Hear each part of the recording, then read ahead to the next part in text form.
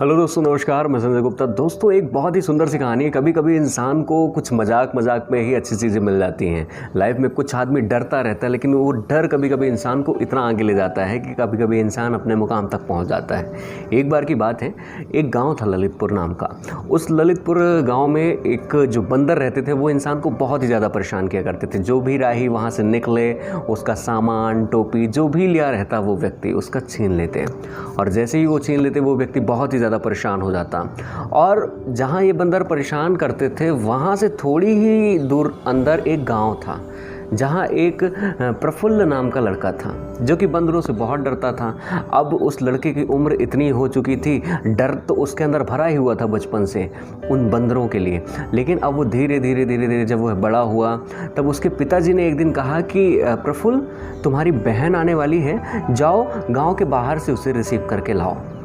तब प्रफुल्ल ने अपने पिताजी से कहा कि पिताजी, मुझे आप कार खरीद कर दीजिए, तब मैं वहाँ जाऊँगा, वरना रास्तों में जो बंदरों का झुंड पड़ता है उससे मैं बहुत डरता हूँ। अगर वो मुझे परेशान करने लगेगा, मार देगा, मार के खा जाएगा, तो मैं क्या करूँगा, मुझे डर लगता है। तो इस कारण वह उसके पिताजी ने उसे बोला कि बेटा, तू बंदरों से डरता है, तू बंदरों से डरता है, आज ये तुम बंदरों से डरेगा तो कल तू नौकरी कैसे करेगा?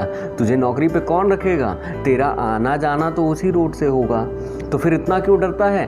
डर और मत जा तू। लेकिन नहीं, उसके अंदर जो बचपन का डर, इंसान के अंदर जिस चीज़ का डर भर जाता है वो बड़े तक रहता है। वह डर रहा था, बहुत डर रहा था, तो वो नहीं गया।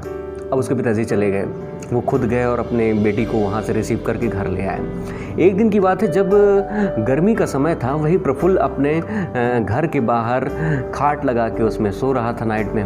और कुछ बंदर जो थे, जो गांव के बाहर परेशान करते थे लोगों को, वो उस गांव के अंदर आ गए रात में कुछ खाने पीने के लिए, और वो आकर प्रफुल्ल की खाट में बैठ गए और उसे तंग करने लगे। अब प्रफुल्ल की जैसे ही नींद खुली वो डर गया अचानक, और जैसे ही डर गया वह डर के मारे भागने लगा कि बचाओ बचाओ बचाओ, बंदर बंदर बंदर। और वह डरता डरता अपने घर के अंदर चला गया और जाकर अपनी माँ की खाट के नीचे लुक गया।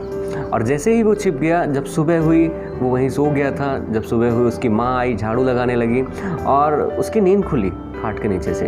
तो जैसे ही निकलने लगा, तो जैसे ही निकला वो, तो उसकी माँ डर गई, चोर चोर चोर चोर। वो अचानक खड़ा हुआ और बोला कि माँ, मैं प्रफुल्ल हूँ, मुझसे क्यों डर रही है तू? तो फिर उसकी माँ ने कहा कि तू खाट के नीचे क्या कर रहा है मेरी?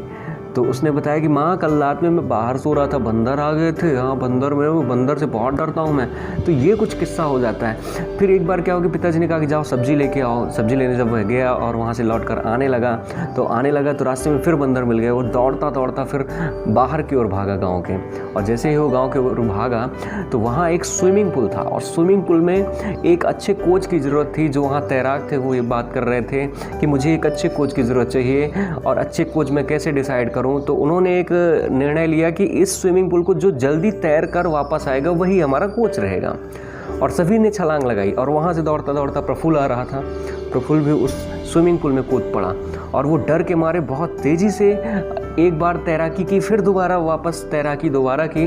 और जब उस तैराक लोगों ने देखा तो बोला, अरे यही तो हमारे सर बनने लायक हैं, सर। और उसके लिए तालियां बजाने लगे ज़ोर ज़ोर से। और जैसे ही तालियां बजाने लगे, प्रफुल्ल ने बोला, ठीक है, मैं यहाँ कोच तो बन जाऊँगा, लेकिन यहाँ बंदर तो नहीं आते हैं। तो लोगों ने कहा कि नहीं, यहाँ कोई बंदर नहीं आते हैं, यहाँ आप सुख सुविधा के साथ रहेंगे, यहाँ आपको कोई परेशान नहीं करेगा।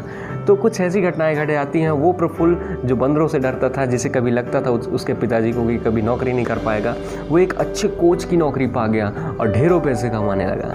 तो दोस्तों, कभी कभी इंसान को उसका डर, और डर की वजह से कुछ ऐसी घटनाएं जीवन में घटित हो जाती हैं कि इंसान अच्छे पायदान में पहुँच जाता है। तो यही है। कहानी पसंद आई हो तो कहानी को लाइक करें, कमेंट करें, सब्सक्राइब करें। बहुत बहुत शुक्रिया। हमारे इसी चैनल पर आप बहुत सारी कहानियाँ देख सकते हैं, तो आप उन्हें भी देखें और उन्हें भी कमेंट में बताएं कैसी लगी ये कहानियाँ। बहुत बहुत धन्यवाद।